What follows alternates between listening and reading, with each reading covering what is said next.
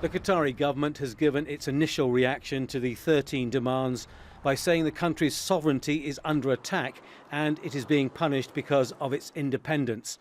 The ultimatum was sent by Saudi Arabia, the UAE, Bahrain and Egypt.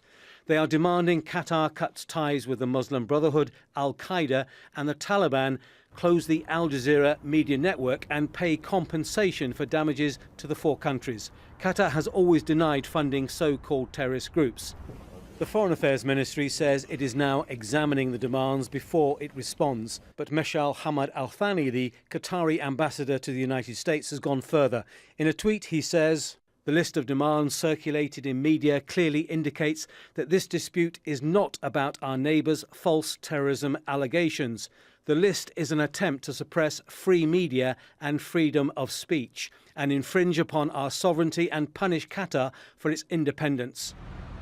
Diplomacy is continuing. Kuwait news agency said that the Emir of Kuwait, Sabah Al Ahmad Al Sabah, has had conversations by telephone with the Emir of Qatar and the Crown Princes of Saudi and Abu Dhabi. And Qatar's Foreign Minister Sheikh Mohammed bin Abdul Rahman Al Thani has also been talking to US Secretary of State Rex Tillerson.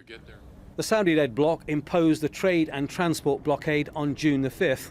Their demands also include the removal of Turkish troops from Qatar and a halt to contacts with opposition groups in Saudi, Bahrain and Egypt. They also want Qatar to submit to a monthly compliance check to ensure conformity with the demands.